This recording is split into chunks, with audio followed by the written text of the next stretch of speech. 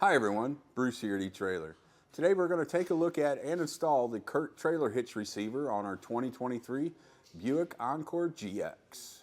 Now taking a closer look at the hitch, as you notice you don't see any cross tube or anything. The only thing you actually see is the receiver tube, which is one of the things I do like about this hitch. Now, this hitch does have a 2,000 pound gross trailer weight rating with a 200 pound tongue weight rating.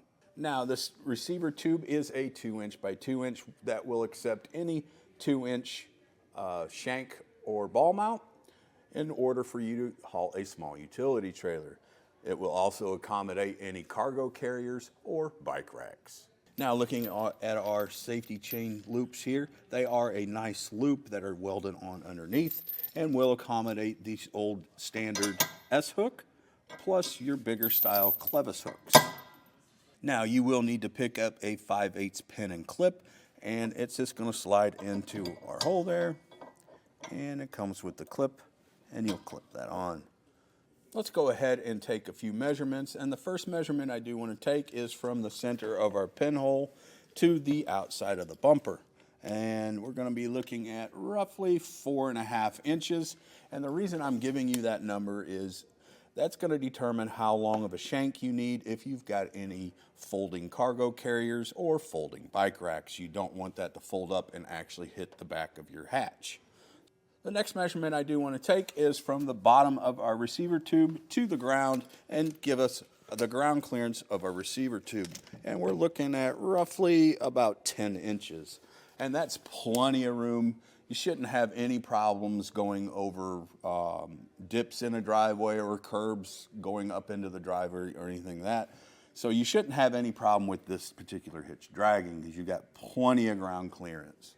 I really think this is a great option if you do have a Buick Encore GX. It is going to really open up new adventures for you.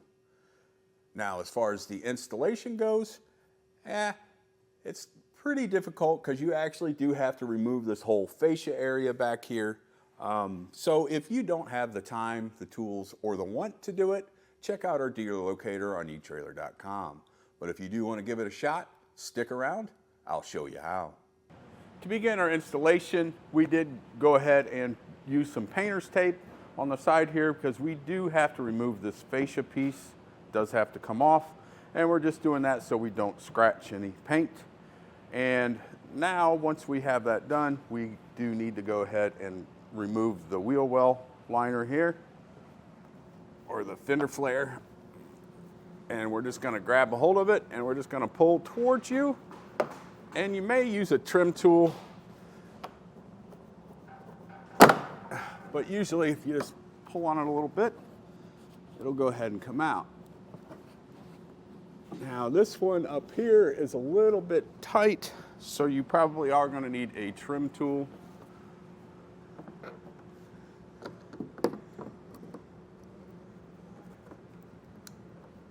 Like so. And the bolt we need to get to is actually right here. So they say to go ahead and remove the whole piece, but we're not going to remove the whole piece. We're just going to remove it back to that point. And that should be good enough for us. Now we're going to take a 6mm and we are going to remove this bolt on both sides. We are on the passenger side, but you're going to do the same thing on the driver's side.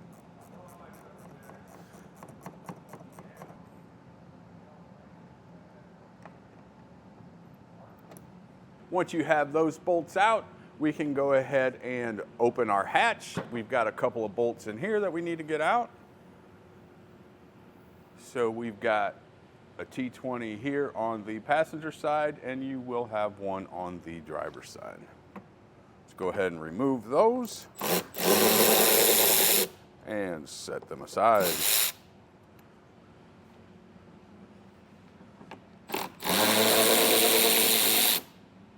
Now we need to go ahead and grab a T15. We do have one bolt here up underneath on our passenger side, and you will have one of those on the driver's side. So let's go ahead and remove those real quick. Now we have 4 push pins to go ahead and remove on the underbody. We've got 2 here on the passenger side, and then we will have 2 here on the driver's side. And you can use a screwdriver or a plastic trim tool to go ahead and pop these out. What you're gonna do is find a little groove, pop that down, and go ahead and pull it straight out. Now there are 3 bolts in the fender well here. You've got one here at the bottom, then you'll go up to this one, and then follow that along and you'll get to the 3rd one. So those 3 on both sides need to go ahead and be removed.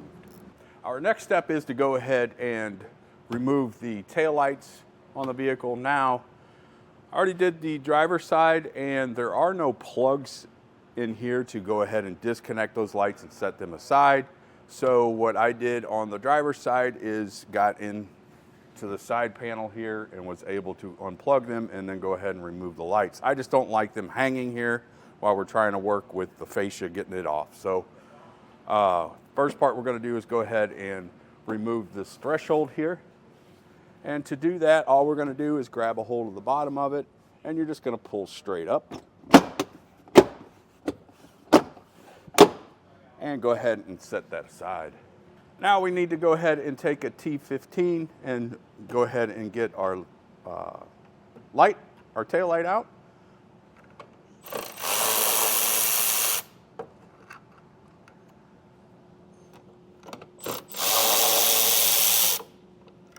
Now that we do have those bolts loosened up, all we're going to do with this tail light is we're going to pull it straight towards us, and it should come out. I've already got that unplugged. I will show you how that plug works once we do get the tail light completely removed.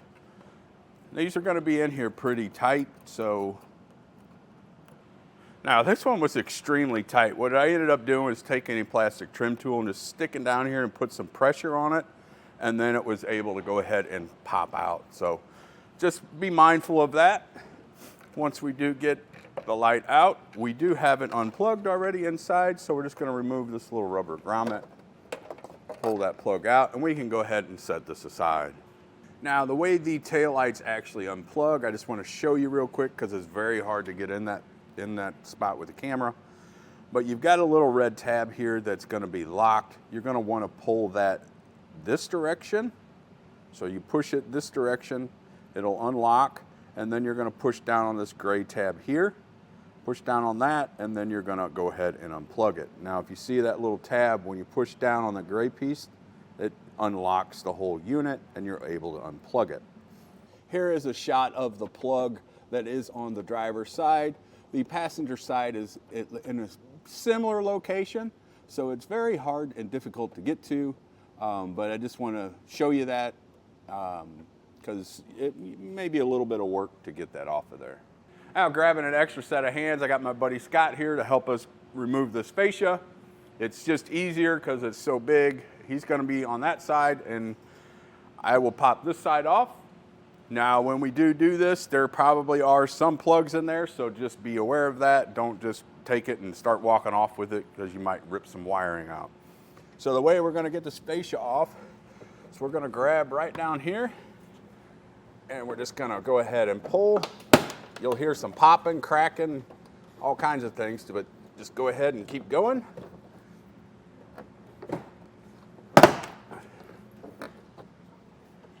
I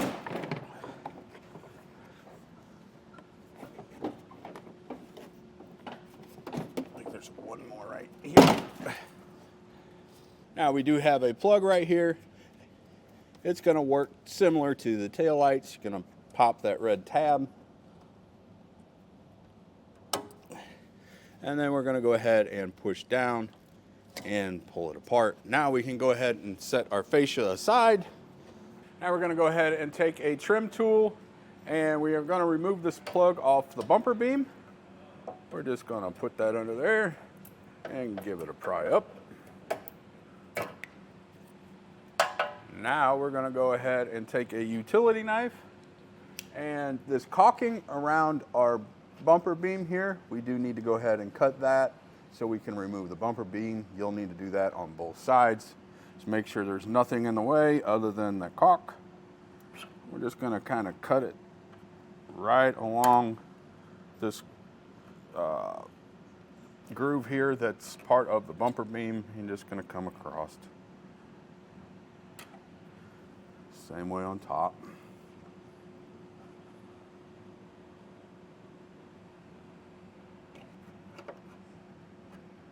And now we can go ahead and do the other side the same way. Taking a 15 millimeter, we've got 3 bolts that we do need to remove. You got 2 on top and 1 on the bottom.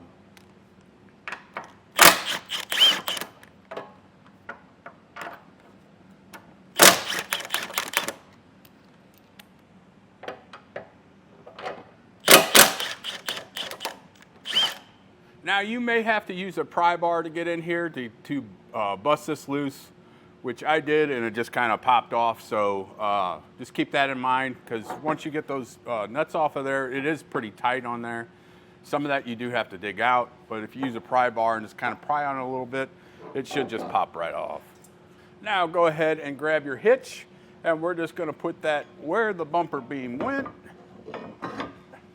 And now we're going to go ahead and grab the bumper beam as well, and we will reinstall it.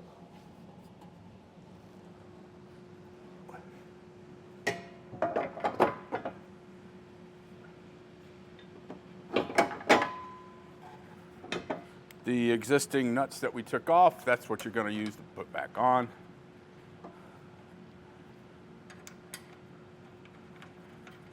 We will come back by and go ahead and torque these down to the manufacturer specifications.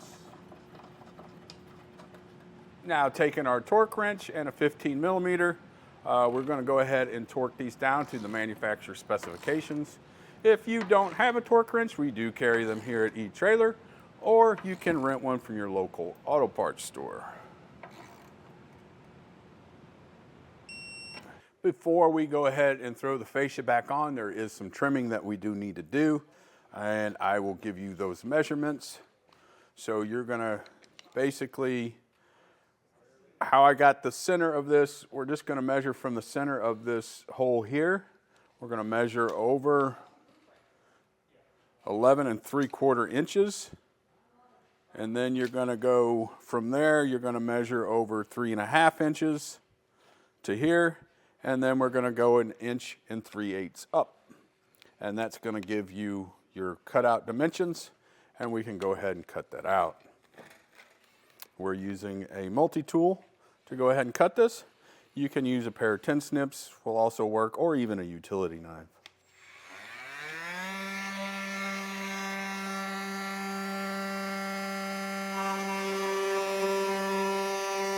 Once you do go ahead and trim that fascia up, you can put that fascia back in place, and this does complete our installation of our CURT trailer hitch receiver on our 2023 Buick Encore GX. I'm Bruce. Thanks for watching.